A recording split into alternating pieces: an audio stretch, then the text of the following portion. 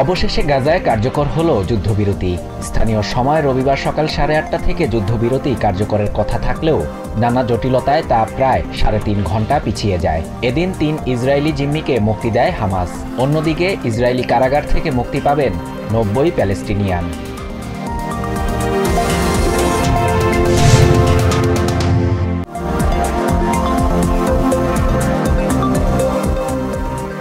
গত 31শে মে গাজায় যুদ্ধবিরতির পরিকল্পনা করেছিলেন প্রেসিডেন্ট জো বাইডেন। এরপর বিষয়টি নিয়ে মিত্রদের সাথে আলোচনা করেন। যুদ্ধবিরতি ও জিম্মি মুক্তির চুক্তি কার্যকর হওয়ার পর তাৎক্ষণিক প্রতিক্রিয়ায় এসব দাবি করেন প্রেসিডেন্ট বাইডেন।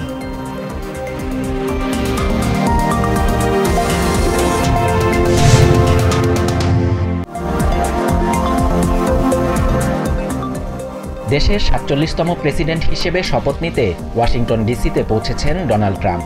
সেখানে স্ত্রী মেলানিয়াকে নিয়ে নিজের গলফ ক্লাবে আতশবাজি উপভোগ করেন তিনি। সোমবার ট্রাম্প দ্বিতীয় দফায় দেশের প্রধান নির্বাহীর দায়িত্ব নেবেন।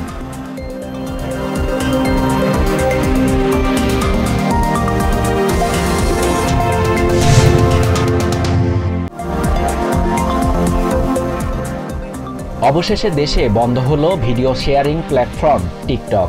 রবিবার থেকে অ্যাপটি নিষিদ্ধ হওয়ার কথা থাকলেও শনিবার সন্ধ্যা থেকেই দেশের কোথাও অ্যাপটি ব্যবহার করা যাচ্ছে না।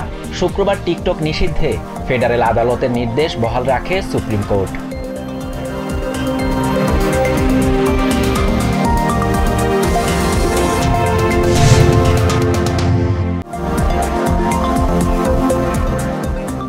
জর্জিয়ার একটি বাণিজ্যিক পোল্ট্রি ফার্মে শনাক্ত হয়েছে বার্ড ফ্লু।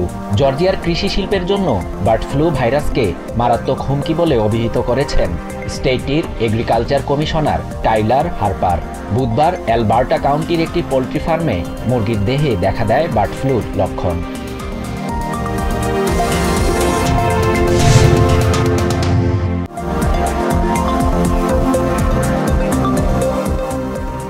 বিশ্ব স্বাস্থ্য সংস্থার আঞ্চলিক পরিচালকের পদ থেকে শেখ হাসিনার মেয়ে সাইমা ওয়াজেদ পুতুলকে সরাতে পররাষ্ট্র মন্ত্রণালয়ে চিঠি দিয়েছে দুদক। রবিবার দুদক থেকে এ সংক্রান্ত চিঠি পাঠানো হয়। যোগ্যতা না থাকলেও পুতুলকে ওই পদে নিয়োগে হাসিনা প্রভাব খাটিয়েছে বলে জানায় দুদক।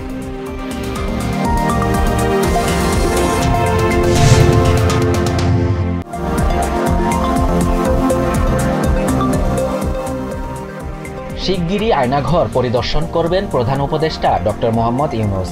রবিবার গুম সংক্রান্ত তদন্ত কমিশনের সদস্যদের সাথে বৈঠককালে একথা জানান ডক্টর ইউনূস। প্রধান উপদেষ্টার প্রেস উইং শফিকুল আলম বিষয়টি নিশ্চিত করেছেন। বৈঠকে প্রধান উপদেষ্টাকে আয়নাঘর পরিদর্শনের অনুরোধ জানান কমিশনের সদস্যরা।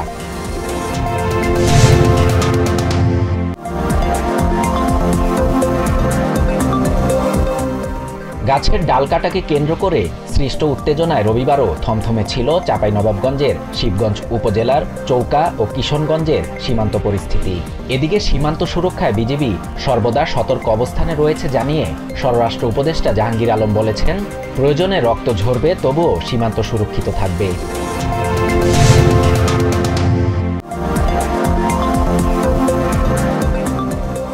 বিশ্বের বিভিন্ন দাতা সংস্থার কাছ থেকে ভালো সাড়া পাচ্ছে অন্তর্বর্তী সরকার, এমন দাবি করেছেন অর্থ উপদেষ্টা ডক্টর সালেউদ্দিন আহমেদ।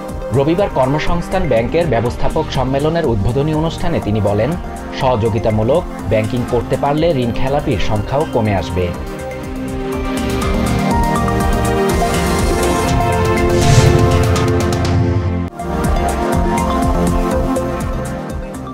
বিপিএলে ঘরের মাটিতে টানা দ্বিতীয় হারে দেখা পেল চিটাগং কিংস।